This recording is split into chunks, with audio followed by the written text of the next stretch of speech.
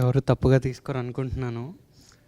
నవదీప్ గారు ముందే వెళ్ళిపోకుండా ఆయన ఆపుంటే బాగుండేది అనిపించింది వీడియో చూసినప్పుడు. అంటే ఆయనకి వినిపించిందో లేదో తెలియదు కానీ స్టేజ్ మీద ఉండి కొద్దిగా అవుతుంది డిఫరెంట్గా అన్నప్పుడు ఆపేసి ఉంటే బాగుండేది అనిపించింది పర్సనల్.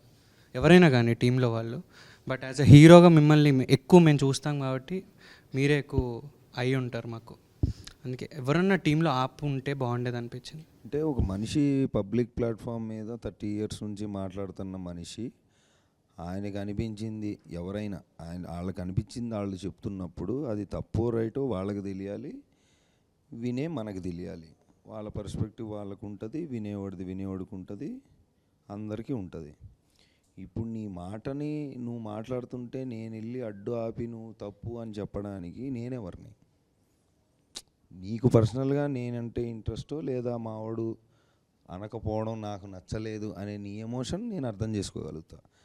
కానీ ఇప్పుడు క్లాస్లో ఉన్నావు నువ్వు, ఫర్ ఎగ్జాంపుల్ మీ టీచర్ ఏదో చెప్తుంటే ఒక పక్కన స్టూడెంట్ ఎవరో ఎక్కువగా మాట్లాడాడు, నువ్వు వెళ్ళి వాడిని ఆపుతావా? నువ్వు విని అసలు నీ నీ నీ పాయింట్ ఏంటో నువ్వు చూస్తావా అనేది ఉంటుంది కదా ఒకటి. ప్లస్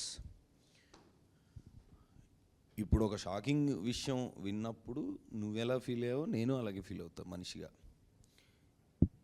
ఇప్పుడు సమయం బట్టి సందర్భం బట్టి ఎవరి పర్స్పెక్టివ్ వాళ్ళు కరెక్ట్ లాంగ్వేజ్తో మాట్లాడాలి అనేది ఒక ఐడియల్ సొసైటీ, బాగుంటుంది అలా ఉంటే. కానీ అలా ఎంతవరకు ఉందనేది మనకు తెలుసు. సో ఇప్పుడు అలా అనుకుంటే అంటే పక్కన వాడు మాట్లాడేది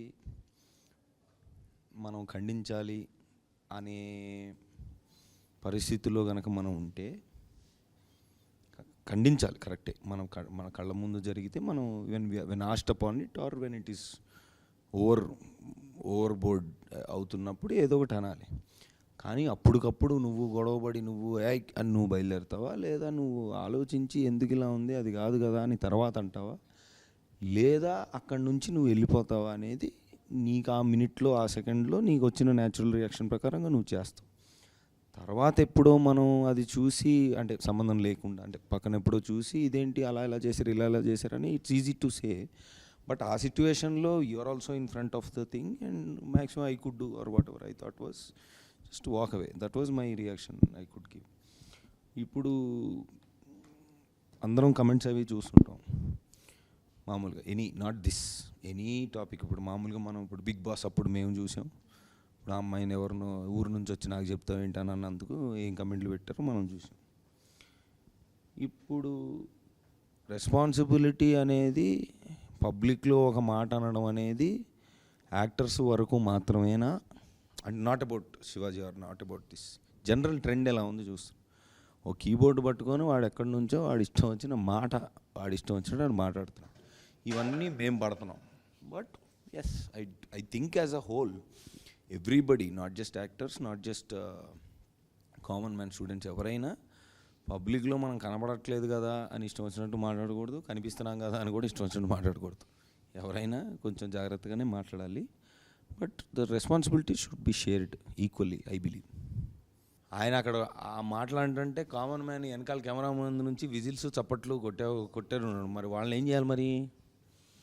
సో ఏంటంటే ఒక మాట వినంగానే దాని ఇంపాక్టు వినంగానే, అంటే ఇప్పుడు మీమ్స్ తోటి వచ్చిన problem, not memes I mean saying usual ఒరే బంటే అని మనం వింటున్నాం, ఒరే అదేంటది పావుదేదో వింటున్నాం.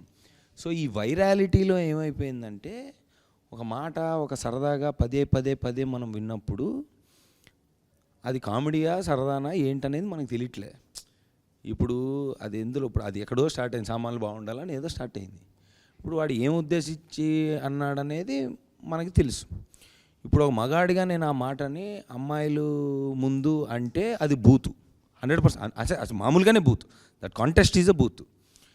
ఇప్పుడు బయట మాట్లాడుకుందాం మనం, అమ్మాయిలు ఉన్నప్పుడు 4 ఇడ్లీలు 2 దోశలు తీసుకొస్తే ఏమున్నాయంటే ఐటమ్స్ అంటే సామాన్లు బాగున్నాయా అని వాళ్ళు అనుకొని కూడా జోగులుగా మాట్లాడుకుంటున్నారు బయట, right? If you take it out of it's ఇంత అంటే ప్రతిదానికి ఒక పర్స్పెక్టివ్, ఒక సందర్భం ఏదో ఉంటుంది. నాకు తెలిసి ఈ టేబుల్ మీద ఉన్న వాళ్ళందరూ ఆ మాట వాడే ఉంటారుగా కామెడీగా, అంటే అమ్మాయిల్ని ఉద్దేశించి కాదు, ఏదో కాంటెక్స్ట్లో.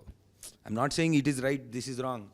సెయింగ్ ఈ వైరాలిటీలో ఏ వర్డ్కి ఏ మీనింగ్ ఉంది, ఏ పర్స్పెక్టివ్తో అంటున్నావు, ఎందుకు సినిమా చూసి వచ్చి సినిమాలో సామాన్లు బాగుంది అంటే I don't know like not just this in any other perspective also.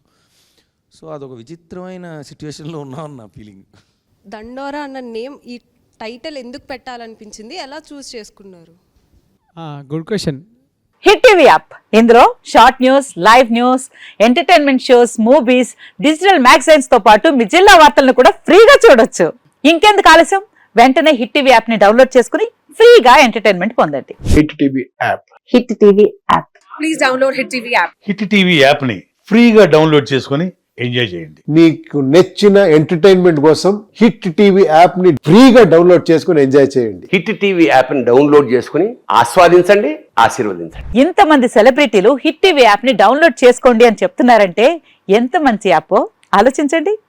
America America America అమెరికాలో చదవాలనుకునే వాళ్ళకి విశ్వసనీయమైన పేరు మన శౌర్య కన్సల్టెన్సీ. UK లో 1 year masters, UK లో 1 year masters, 2 years work permit up to 5 years visa. Contact Saurya Consultancy. Contact 89851 89851.